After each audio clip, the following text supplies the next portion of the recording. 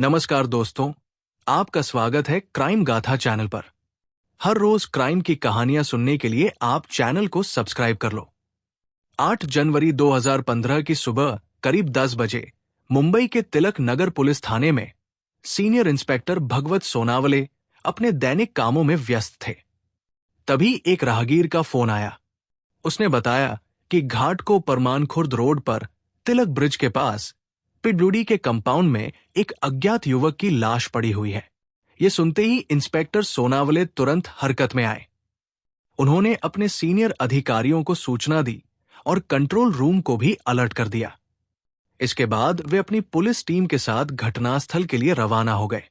चूंकि थाना घटनास्थल से सिर्फ 1 किलोमीटर दूर था, इसलिए पुलिस कुछ ही मिनटों में वहां पहुंच गई। इधर खबर इलाके में आग की तरह फैल चुकी थी। घटनास्थल पर लोगों की भारी भीड़ जमा हो गई थी। पुलिस ने सबसे पहले भीड़ को तितर-बितर किया और फिर मौके का बारीकी से मुआयना शुरू किया। लाश एक युवक की थी। उसके सिर और गले पर तेजधार हथियार से गहरे घाव थे। खून से लथपथ शरीर देखकर साफ था कि यह सुनियोजित हत्या थी। इंस्पेक्टर सोनावले ने वहां मौजूद लोगों से मृतक की पहचान करवाने की कोशिश की, लेकिन कोई भी उसे पहचान न सका। इससे पता चला कि मृतक उस इलाके का नहीं था। हत्यारों ने उसे कहीं और मारकर लाश यहां फेंकी थी ताकि पहचान छिप सके। इंस्पेक्टर सोनावले अभी घटनास्थल की जांच और लोगों से पूछताछ कर रहे थे कि क्राइम ब्रांच के वरिष्ठ अधिकारी भी वहां पहुंच गए। सभी ने मिलकर मौके का गहन निरीक्षण किया। जांच पड़ताल पूरी करने और जरूरी औपचारिकताएं निभाने के बाद शव को पोस्टमार्टम के लिए घाटकोपर के राजावाड़ी अस्पताल भेज दिया गया। शव के कपड़ों की तलाशी ली गई और जो भी सामान मिला उसे सील करके पुलिस कस्टडी में ले लिया गया। थाने लौटकर पुलिस मृतक की पहचान में जुट गई, क्योंकि बिना पहचान के जांच आगे नहीं बढ़ सकती थी। इस बीच क्राइम ब्रांच यूनिट 7 के सीनियर इंस्पेक्टर वेंकट पाटिल अपनी टीम के साथ मामले की तहकीकात में लगे थे। हर पहलू पर विचार विमर्श चल रहा था।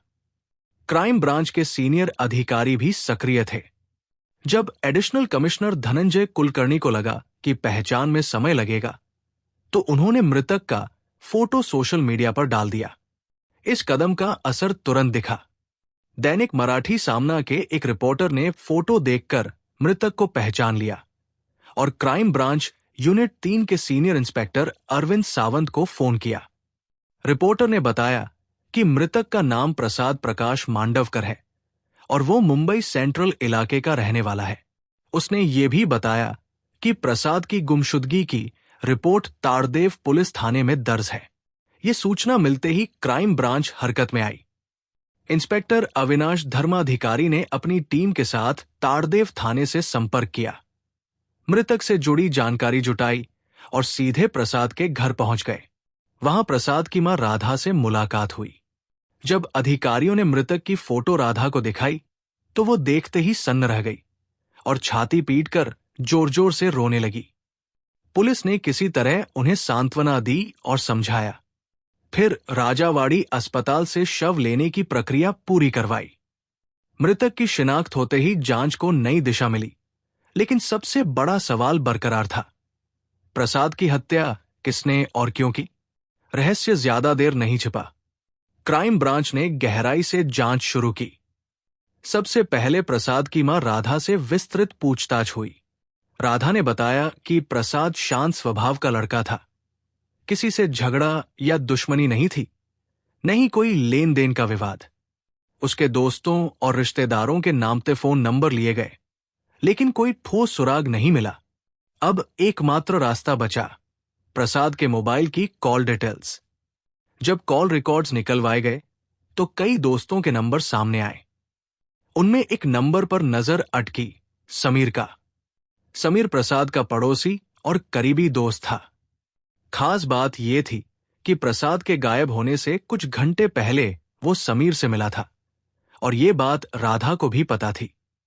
समीर ब्रिज कैंडी अस्पताल के सामने वाली इमारत में एक व्यापारी के यहां कार ड्राइवर की नौकरी करता था।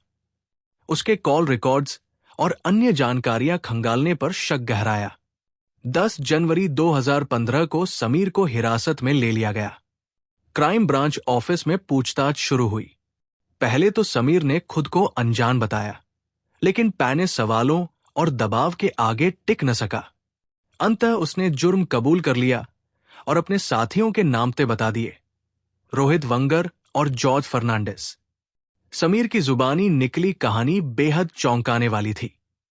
समीर रोहितकर 31 वर्षीय मुंबई सेंट्रल की जरीवाला चाल में अपने माता पिता और 2 बहनों के साथ रहता था। उसके पिता वसंत रोहितकर भी कार ड्राइवर थे।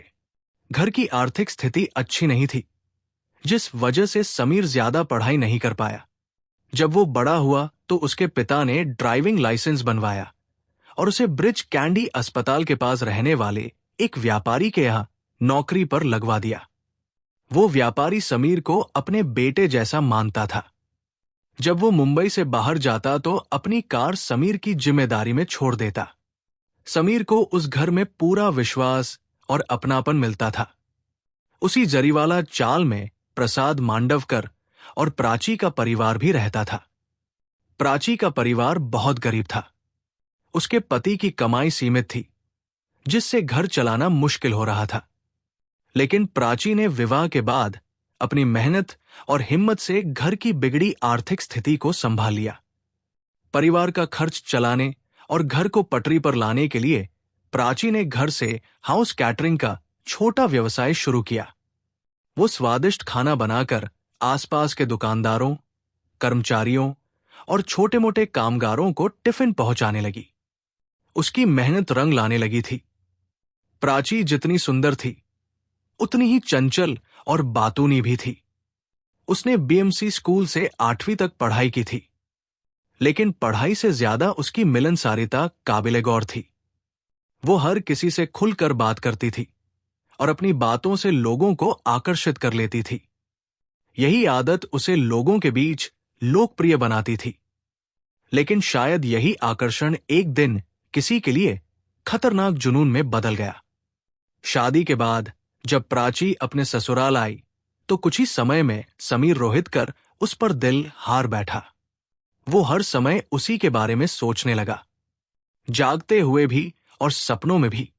जब भी वो प्राची को देखता, उसका दिल जोर जोर से धड़कने लगता और वो उसकी नजदीकी पाने के लिए बेचैन हो उठता। कहते हैं कि जहां चाह होती है, वहां राह अपने आप बन जाती है। समीर ने भी प्राची के करीब जाने का रास्ता ढूंढ निकाला। प्राची अपने परिवार की आर्थिक हालत सुधारने के लिए हाउस कैटरिंग का काम कर रही थी। इसी बहाने समीर ने अपना टिफिन घर से लाना बंद कर दिया और प्राची से ही टिफिन मंगवाने लगा। फिर वो खाना लेने के बहाने उसके घर जाने लगा। धीरे धीरे उन दोनों में खिंचाव बढ़ने लगा। समय के साथ उनमें दोस्ती हो गई और फिर उनमें शारीरिक संबंध बन गए। यह रिश्ता पूरी तरह छिपा हुआ था और लगभग 2 साल तक किसी को भनक तक नहीं लगी। लेकिन धीरे धीरे पड़ोसियों में इन दोनों की नजदीकियों की चर्चा होने लगी। बात उड़ते उड़ते प्राची के पति तक पहुंच गई।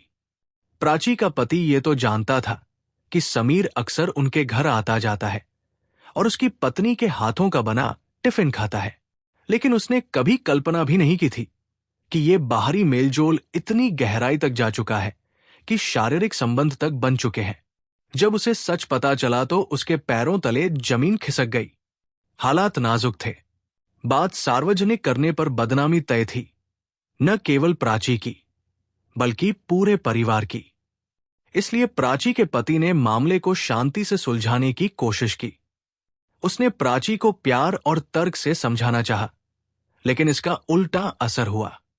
प्राची शांत होने के बजाय भड़क उठी। उसने न केवल पति की बातों को अनसुना किया, बल्कि उस पर चिल्ला चिल्लाकर बरस पड़ी और उसे अपमानित भी किया। जब प्राची पर किसी समझदारी की बात का कोई असर नहीं हुआ, तो आखिरकार उसके पति ने 2005 में उससे तलाक ले लिया।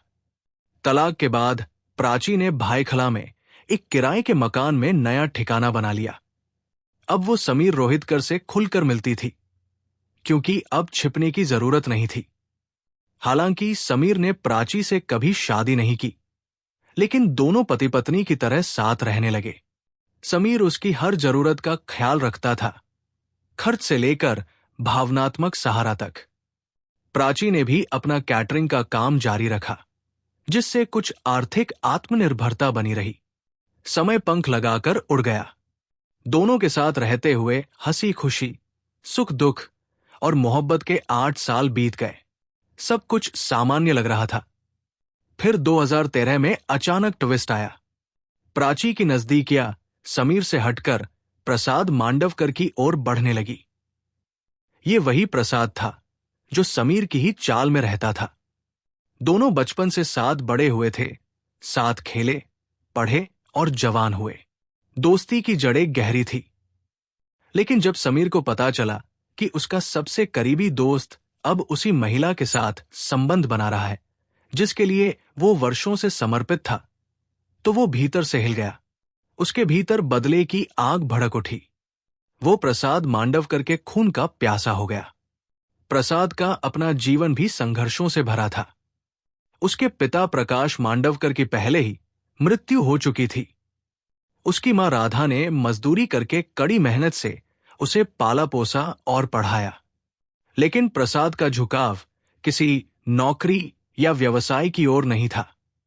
वो महत्वाकांक्षी था, लेकिन उस महत्वाकांक्षा की कोई ठोस दिशा नहीं थी। शायद यही भटकाव और आकर्षण उसे प्राची की ओर खींच लाया, और इसी ने उसकी जिंदगी की उल्टी गिनती शुरू कर दी। प्रसाद मांडवकर ने पत्रकारिता को अपना पेशा बनाया और मराठी दैनिक अखबारों में फ्रीलांस फोटोग्राफी और न्यूज रिपोर्टिंग करने लगा। धीरे धीरे उसकी कई मराठी पत्रकारों और फोटोग्राफरों से जान पहचान हो गई।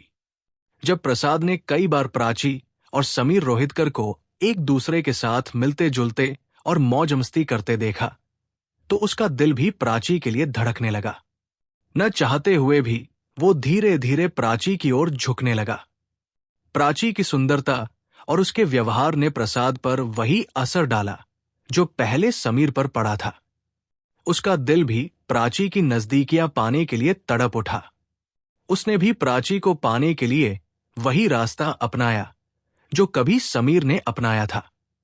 प्रसाद ने समीर से प्राची का मोबाइल नंबर ले लिया और अगले ही दिन लंच बॉक्स मंगवाने के बहाने प्राची से बातचीत शुरू कर दी। शुरुआत में प्राची ने प्रसाद को सिर्फ लंच बॉक्स भेजा, लेकिन जब प्रसाद ने उसके लंच बॉक्स और उसकी खूबसूरती की खुलकर तारीफ करनी शुरू की, तो प्राची को भी उसकी बातें अच्छी लगने लगी। औरतें अक्सर अपनी सुंदरता और तारीफों की भूखी होती है, जिसका प्रसाद ने पूरा फायदा उठाया। प्राची का प्रोत्साहन मिलते ही प्रसाद उसके करीब आने लगा। धीरे धीरे दोनों की नजदीकियां बढ़ने लगी। अब वे फोन पर खूब बातें करने लगे और प्रसाद लंच बॉक्स मंगवाने के बजाय प्राची के घर जाकर खाना खाने लगा। कभी कभी वो उसे घुमाने भी ले जाने लगा। जब प्राची प्रसाद की ओर आकर्षित हुई, तो उसने समीर की तरफ से ध्यान हटाना शुरू कर दिया। अब उसे समीर की बाहों में वो सुख नहीं मिलता था जो उसे प्रसाद की बाहों में मिलता था। उसे अब समीर रोहितकर की बाहों से ज्यादा मजबूत और भरोसेमंद बाहें प्रसाद मांडवकर की लगने लगी थी। कुछ ही दिनों बाद जब समीर को प्रसाद और प्राची के बीच बढ़ते संबंधों की जानकारी हुई, तो वो बहुत गुस्से में आ गया। उसने इस बात को लेकर प्राची से कड़ा कन्फ्रंटेशन किया, लेकिन प्राची ने उसे समझाने की कोशिश की कि उसका प्रसाद से केवल भाई बहन जैसा रिश्ता है। पर समीर को प्राची की बातों पर कोई यकीन नहीं था। वो अच्छी तरह जान चुका था कि उनके बीच कुछ और ही चल रहा है। सच्चाई जानने के लिए समीर ने प्रसाद से सीधे बात की और उसे अपने और प्राची के बीच से हट जाने के लिए कहा, लेकिन प्रसाद ने यह साफ मना कर दिया और कहा कि प्राची अब उसकी प्रेमिका है। उसने अपने और प्राची के करीब होने की कुछ तस्वीरें भी समीर को दिखाई, जिससे समीर का गुस्सा और बढ़ गया। समीर ने महसूस किया कि उसके दोस्त ने उसके साथ विश्वासघात किया है और इस विश्वासघात की वजह से दोनों के बीच मनमुटाव और दुश्मनी गहरी हो गई। प्रसाद ने भी समीर को गलत नहीं ठहराया क्योंकि उसने कहा कि वो वही कर रहा है जो समीर ने पहले किया था, एक सीधे साधे आदमी का घर-बार बर्बाद करना। दोनों के बीच रिश्ते पूरी तरह टूट चुके थे और अब वे एक दूसरे के विरोधी बन गए थे। अपने घर लौटकर प्रसाद मांडवकर तो आराम से रह गया, लेकिन समीर रोहितकर की नींद रात भर उड़ गई। प्रसाद की बातों ने उसके मन को कांटों की तरह चुभा दिया था। पूरी रात सोच विचार करने के बाद उसने ठाना कि प्रसाद को अपने और प्राची के बीच से हटाना ही होगा। लेकिन ये काम अकेले उसके बस की बात नहीं थी। इसलिए उसने अपने दो खास दोस्तों रोहित वंगर और जॉर्ज फर्नांडिस की मदद लेने का फैसला किया। दोनों दोस्त उसकी बात सुनकर खुशी खुशी उसका साथ देने को तैयार हो गए। जॉर्ज फर्नांडिस ब्रिज कैंडी अस्पताल के पास एक सैंडविच और जूस सेंटर पर काम करता था। वहां समीर अक्सर अपने मालिकों के लिए सैंडविच और जूस लेने आता था। यही उसकी जॉर्ज से दोस्ती हुई थी। जॉर्ज के पिता भी वही पास की एक इमारत में कार ड्राइवरी करते थे। जॉर्ज अपने पिता के लिए भी उसी दुकान से लंच बॉक्स लाता था। सैंडविच और जूस सेंटर पर ही तीनों की मुलाकातें होती थी और धीरे धीरे वे गहरे दोस्त बन गए थे। अब वे तीनों मिलकर उस काम की योजना बनाने लगे जो समीर के लिए बहुत महत्वपूर्ण था। समीर रोहितकर को अब बस एक सही मौके का इंतजार था ताकि वो अपना खतरनाक काम आसानी से अंजाम दे सके। वो मौका उसे घटना वाले दिन मिल गया। उस दिन समीर के मालिक किसी काम से मुंबई से बाहर चले गए थे और उनकी कार पूरे 24 घंटे के लिए समीर के पास थी। ये उसके लिए सुनहरा मौका था। समीर ने तुरंत अपने दोस्तों जॉर्ज फर्नांडिस और रोहित वंगर को फोन किया और प्रसाद मांडवकर को सैंडविच सेंटर आने के लिए मनाया ताकि सब कुछ योजना के मुताबिक हो सके। जब प्रसाद मांडवकर सैंडविच सेंटर पर पहुंचा तो समीर रोहितकर अपनी मालिक की कार लेकर वहीं खड़ा था। उसने प्रसाद को बड़ी मोहब्बत से अपनी कार में बैठा लिया और बातचीत करने लगा। इस दौरान समीर ने अपने दोस्त जॉर्ज को इशारा किया, जिसने नींद की गोलियों में मिली हुई जूस की एक गिलास प्रसाद को दी। कुछ देर बाद जब प्रसाद पर नींद और बेहोशी छाने लगी तो समीर ने अपने दोस्तों की मदद से डिटर्जेंट पाउडर और बोरिक एसिड से बनाया गया इंजेक्शन उसके गले में लगा दिया। उनका मानना था कि इस इंजेक्शन से प्रसाद की मौत हो जाएगी और कोई कारण पता नहीं लगेगा। लेकिन जब उनकी योजना असफल हो गई तो समीर बेहोश प्रसाद को देर रात कार में लेकर अपने साथियों के साथ चेंबूर घाट कोपर तिलक नगर की ओर निकल गया। वहां तिलक नगर पिगलुडी कंपाउंड की सुनसान जगह पर पहुंचकर उन्होंने प्रसाद को कार से बाहर निकाला, दीवार के सहारे खड़ा किया और उसके गले पर चापड़ से वार कर दिया। उसके बाद उन्होंने उसकी जेब से सारे पहचान पत्र और मोबाइल निकाल लिए और वहां से चले गए। समीर रोहितकर और उसके दोनों दोस्त ये सोच रहे थे कि प्रसाद मांडवकर की लाश किसी को नहीं मिलेगी और अगर मिल भी गई तो उसकी पहचान करना नामुमकिन होगा। लेकिन ये उनकी बड़ी भूल साबित हुई। कुछ ही घंटों बाद किसी राहगीर ने लाश की सूचना तिलक नगर पुलिस थाने को दे दी। पुलिस ने तुरंत कार्रवाई करते हुए लाश बरामद कर ली। क्राइम ब्रांच ने समीर रोहितकर के साथ साथ उसके दोस्त रोहित वंगर और जॉर्ज फर्नांडिस को भी हिरासत में ले लिया।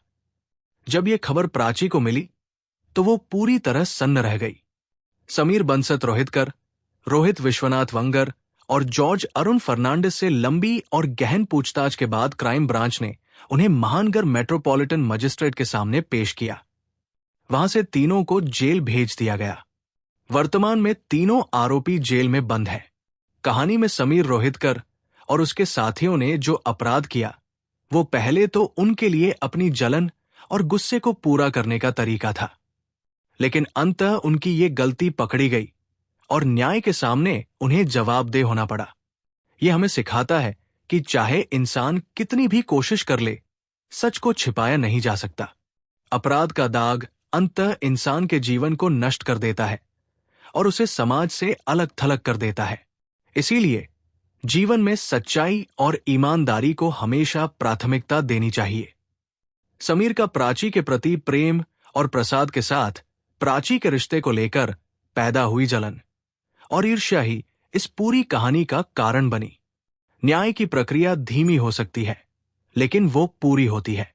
ये समाज के लिए एक सकारात्मक संदेश है कि अपराध करना फायदेमंद नहीं होता और सही रास्ता अपनाना ही सुरक्षित और सम्मानजनक होता है।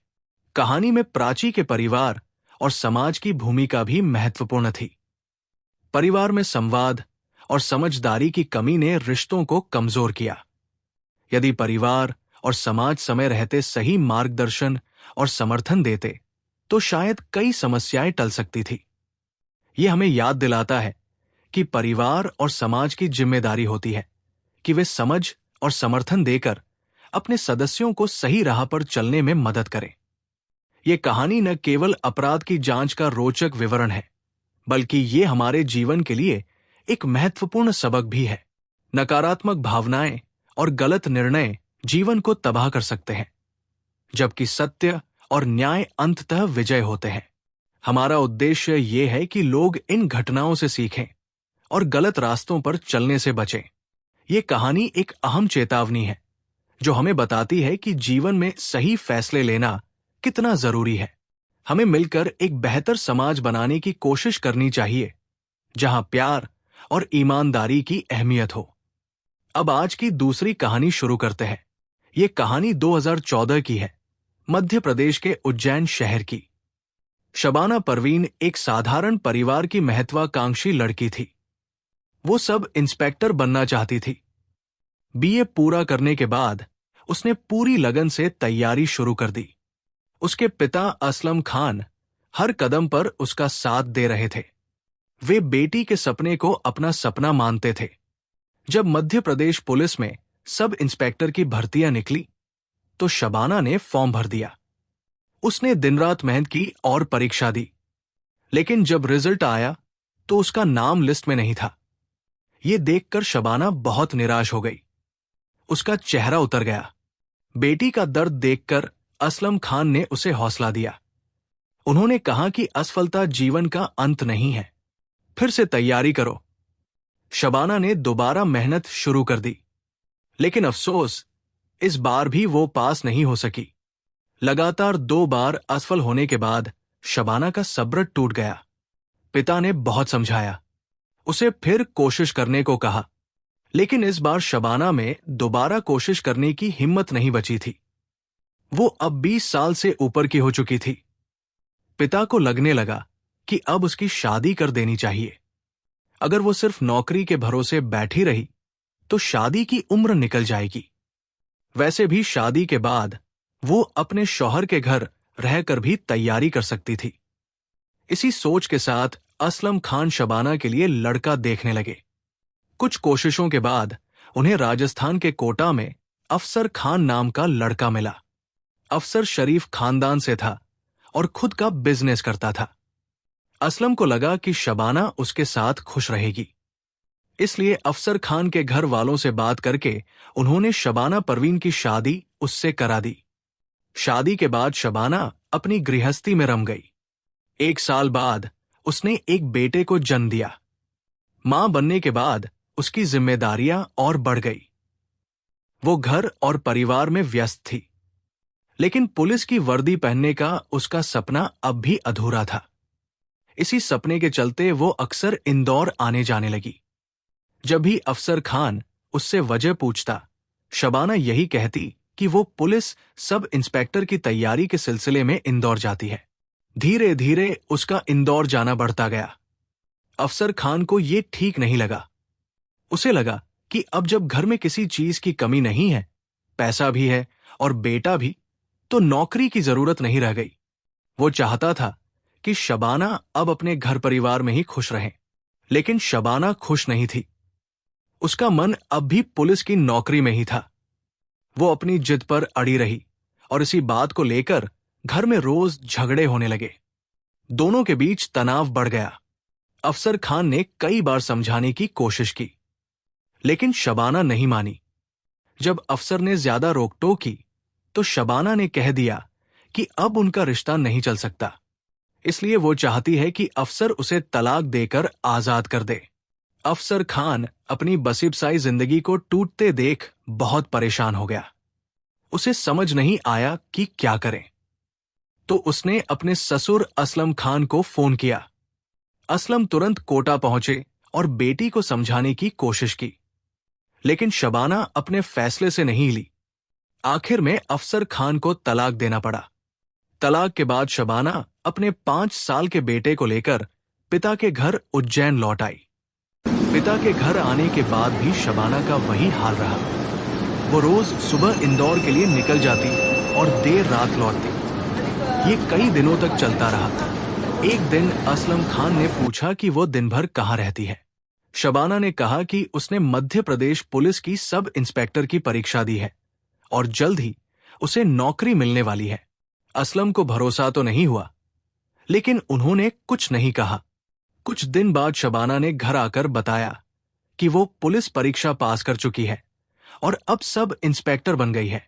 असलम को यकीन नहीं हुआ, लेकिन जब एक दिन शबाना वर्दी पहनकर घर पहुंची तो वो हैरान रह गए। शबाना मुस्कुराते हुए बोली कि अब्बू देखो, मैं दरोगा बन गई हूं। मेरे कंधों पर 2 सितारे चमक रहे हैं। खुशी से असलम खान की आंखों में आंसू आ गए। उनके मुंह से शब्द नहीं निकल रहे थे। शबाना ने तुरंत साथ लाए मिठाई के डिब्बे से एक टुकड़ा मिठाई उनके मुंह में रखकर कहा कि अब्बू, पुलिस की वर्दी में मैं कैसी लग रही हूं। असलम ने अल्लाह का शुक्र अदा करते हुए कहा कि उनकी तमन्ना पूरी हो गई। उनकी बेटी बहुत सुंदर लग रही है। इस समय तुम्हारी पोस्टिंग कहाँ है? शबाना ने बताया कि फिलहाल वो इंदौर के डीआरपी लाइन में है और जल्द ही किसी थाने में पोस्टिंग हो जाएगी। 1 साल तक ड्यूटी इंदौर में रहेगी। उसके बाद उज्जैन में तबादला होगा। तब तक उसे उज्जैन से इंदौर आना जाना करना पड़ेगा और जरूरत पड़ने पर वहां रुकना भी होगा। इसके बाद असलम खान पूरे मोहल्ले में मिठाई बांटने लगे। अब सबको पता चल गया कि शबाना सब इंस्पेक्टर बन गई है।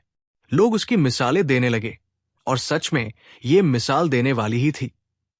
एक साधारण घर की बेटी का शादी और एक बेटे की मां बनने के बाद दरोगा बन जाना कोई छोटी बात नहीं थी। शबाना रोजाना बस से इंदौर जाती और देर रात तक घर लौटती। कभी कभी वो नहीं आती तो फोन कर देती कि आज वो घर नहीं आ पाएगी। उसके सब इंस्पेक्टर बनने के बाद घर के सभी वाहनों पर पुलिस का लोगो लगा दिया गया था, ताकि चेकिंग में कोई पुलिस वाला उन्हें परेशान ना करे। एक दिन शबाना अपने 2 साथियों के साथ सड़क पर वाहनों की चेकिंग कर रही थी। तभी 3 युवक एक मोटरसाइकिल पर आते दिखाई दिए। शबाना ने उन्हें रुकने का इशारा किया, लेकिन वे बाइक धीमी नहीं कर रहे थे। शबाना को समझने में देर नहीं लगी कि उनका रुकने का कोई इरादा नहीं है। वो तुरंत सतर्क हो गई और जैसे ही मोटरसाइकिल उसके पास आई, उसने तेज लात मारी, जिससे तीनों सवारियों सहित मोटरसाइकिल गिर गई। तीनों युवक उठकर खड़े हुए। शबाना ने मोटरसाइकिल चला रहे युवक का कॉलर पकड़ा और पूछा कि जब मैंने रुकने का इशारा किया था तब तुम्हें क्यों नहीं दिखा? युवक ने बताते हुए कहा कि वो थाना महू का सिपाही है और आज छुट्टी पर दोस्तों के साथ घूमने आया था। उसने अपना नाम गुरुदेव सिंह चहल बताया और कहा कि वो डीआरपी लाइन में रहता है। आप फोन करके सच पूछ सकती है। शबाना ने उसे छोड़ने की बजाय 2 जोरदार थप्पड़ मारकर कहा कि पुलिस का वेश धारण करके भी जो कानून तोड़ता है उसे बख्शा नहीं जाएगा। उसने चेतावनी दी कि अगर फिर किसी भी तरह से कानून के साथ खिलवाड़ करता दिखा तो सीधे हवालात में डाल देगी। अपने गाल सहलाते हुए गुरुदेव ने कहा कि मैडम, आपको पता चलने के बाद भी आपने मुझे मारा। ये सही नहीं हुआ। एक तो कानून तोड़ता है, ऊपर से आंख दिखाता है। अब चुपचाप चला जा, वरना थाने ले चलूंगी। तब पता चलेगा कानून तोड़ने का नतीजा क्या होता है। शबाना गुस्से में बोली। गुरुदेव सिंह ने मोटरसाइकिल उठाई और साथियों के साथ चला गया। लेकिन इसके बाद जब भी उसका सामना शबाना से होता, वो गुस्से से उसे देखता जैसे मौका मिलते ही बदला लेगा। शबाना भी उसे तीखी निगाहों से घूरती। ऐसी ही एक घटना 27 मार्च 2014 को हुई। एक दिन शबाना और गुरुदेव सिन्हा का झगड़ा हुआ। शबाना बेसबॉल का बल्ला लेकर गुरुदेव सिन्हा को मारने के लिए आगे बढ़ी तो खुद के बचाव के लिए गुरुदेव सिन्हा भागा, लेकिन वो कुछ कदम ही भागा था कि ठोकर लगने से गिर पड़ा, जिससे उसकी कलाई में मोच आ गई।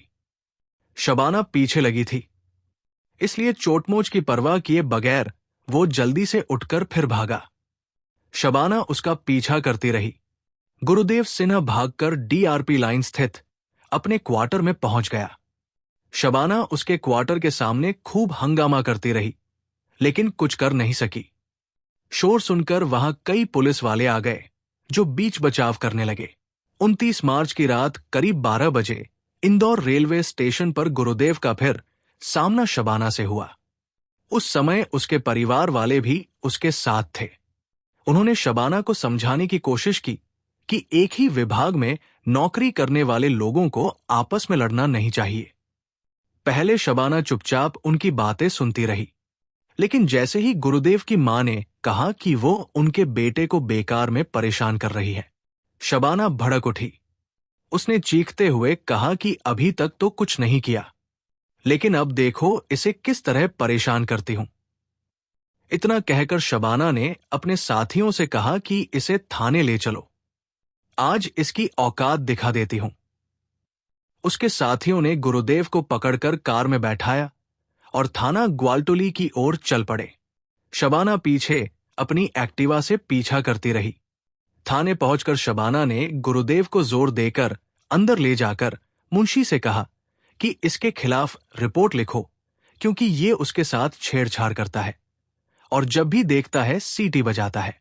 शबाना सब इंस्पेक्टर की वर्दी में थी, इसलिए खुद का परिचय देने की जरूरत नहीं थी।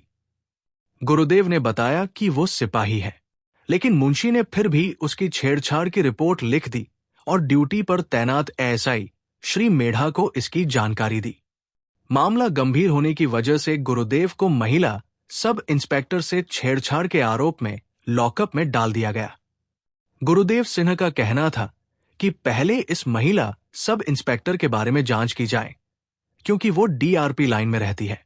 गुरुदेव भी वही रहता था, लेकिन उसने उसे वहां कभी नहीं देखा था। वो बार बार शबाना के बारे में पता लगाने की कोशिश करता रहा, लेकिन एएसआई मेढ़ा ने उसकी बात नहीं मानी, क्योंकि मामला महिला सब इंस्पेक्टर से छेड़छाड़ का था। बाद में उसने सब इंस्पेक्टर कुशवाहा से भी मेढ़ा को बात कराई, लेकिन मेढ़ा को पता नहीं था कि सब इंस्पेक्टर कुशवाहा कौन है और किस थाने में तैनात है। गुरुदेव सिन्हा को लॉकअप में डालने के बाद शबाना अपने साथियों के साथ कार से चली गई। उसने अपना स्कूटर थाने में ही छोड़ दिया और कहा कि इसे सुबह किसी से मंगवा लेगी। अगले दिन यानी 30 मार्च को सुबह उसने थाना ग्वालटोली पुलिस को फोन किया कि वह अपने साथी इमरान कुरैशी को भेज रही है, ताकि उसे उसका स्कूटर दे दिया जाए। इमरान कुरैशी के थाने पहुंचने तक थाना प्रभारी आर्यन शर्मा भी आ चुके थे।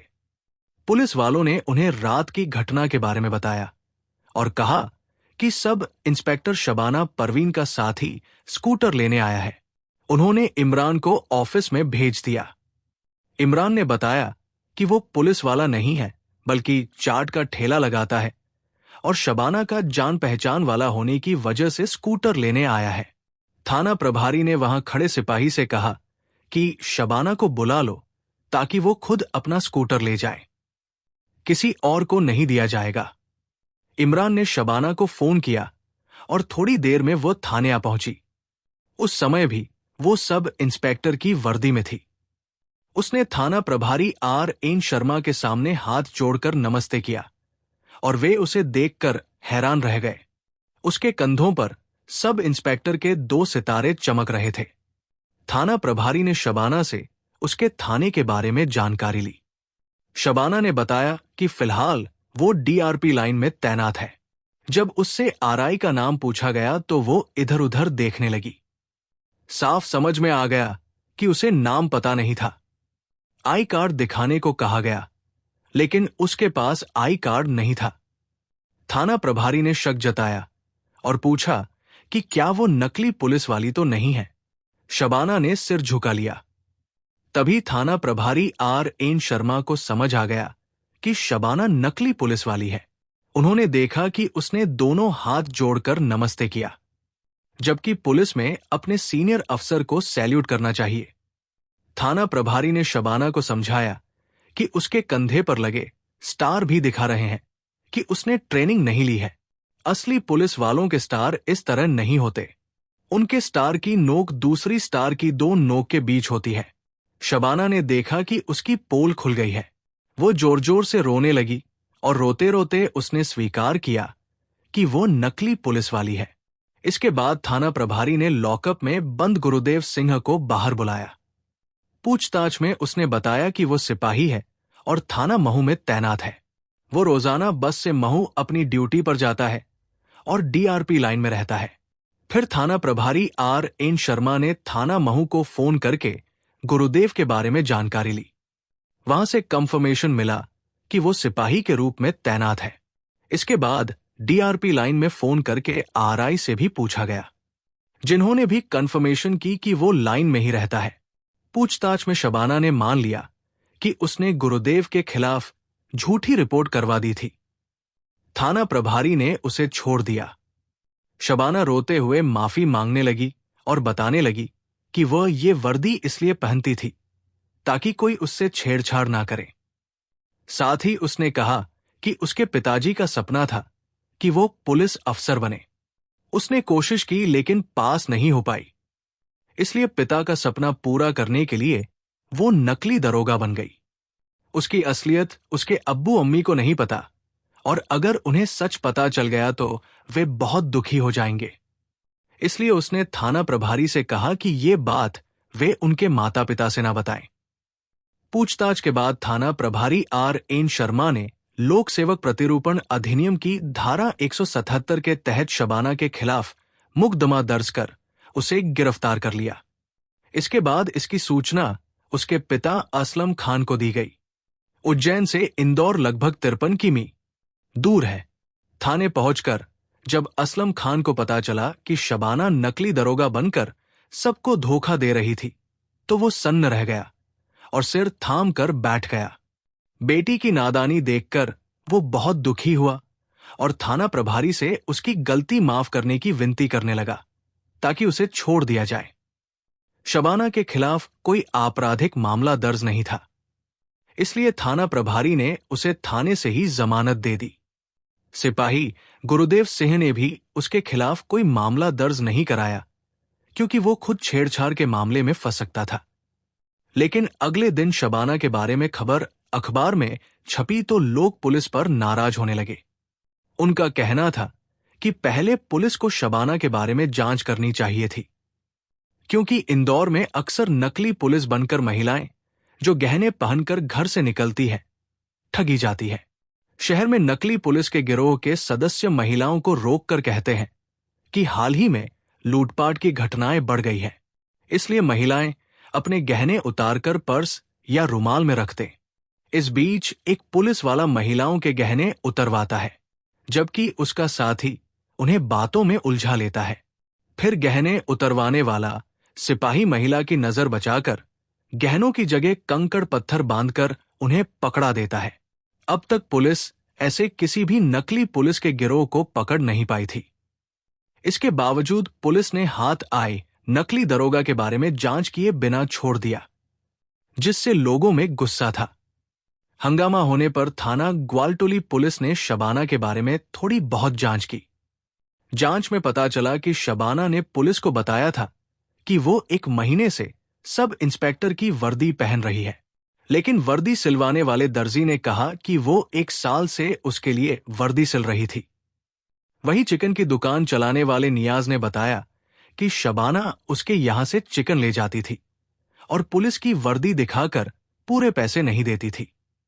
साथ ही वर्दी में होने की वजह से वो बस वालों का किराया भी नहीं चुकाती थी। पुलिस के पास कोई शिकायत नहीं आई थी कि शबाना ने किसी को ठगा हो या जबरन वसूली की हो। शायद इसी वजह से पुलिस कह रही है कि शबाना के खिलाफ ना कोई रिपोर्ट दर्ज है और ना ही उसका कोई पुराना आपराधिक रिकॉर्ड है। किसी ने यह भी नहीं कहा कि उसने जबरदस्ती वसूली की, इसलिए उसे थाने से जमानत दे दी गई। बहरहाल पुलिस अब भी उसकी जानकारी जुटा रही है। जांच पूरी होने के बाद ही उसके खिलाफ आरोप पत्र अदालत में पेश किया जाएगा। शबाना परवीन की कहानी ये सिखाती है कि सपने देखना गलत नहीं, लेकिन उन्हें पाने के लिए गलत रास्ता अपनाना हमेशा नुकसानदायक होता है। असफलता किसी इंसान की मंजिल का अंत नहीं होती, बल्कि एक नया मौका होती है दोबारा कोशिश करने का। शबाना ने अपने पिता का सपना पूरा करने के लिए झूठ का सहारा लिया, लेकिन सच से ज्यादा देर तक कोई नहीं भाग सकता। उसकी नीयत अच्छी थी, मगर तरीका गलत था। यही गलती उसकी मेहनत और सम्मान दोनों पर भारी पड़ गई। ये कहानी ये भी बताती है कि कभी कभी समाज के डर और अपने सपनों की बेचैनी इंसान को ऐसा रास्ता दिखाती है जो उसे मंजिल से नहीं मुसीबत से मिलवाती है। असफलता से डरना नहीं चाहिए, बल्कि उसे सुधार का मौका मानना चाहिए। सच्चे रास्ते पर चलकर देर से ही सही, लेकिन मंजिल जरूर मिलती है। हमारा उद्देश्य ये है कि लोग इन घटनाओं से सीखें और गलत रास्तों पर चलने से बचें। ये कहानी एक अहम चेतावनी है जो हमें बताती है कि जीवन में सही फैसले लेना कितना जरूरी है। हमें मिलकर एक बेहतर समाज बनाने की कोशिश करनी चाहिए, जहां प्यार और ईमानदारी की अहमियत हो। ऐसी सच्ची घटनाओं और उनसे मिले संदेशों के साथ मैं फिर लौट कर आऊंगा। तब तक के लिए सुरक्षित रहें, सतर्क रहें और याद रखें कि हर कदम सोच समझ कर उठाएं। अगर आपको वीडियो पसंद आया हो तो लाइक कर दो, और अगर आपके कोई सुझाव हो तो कमेंट बॉक्स में लिख दो। धन्यवाद। जय हिंद, जय भारत।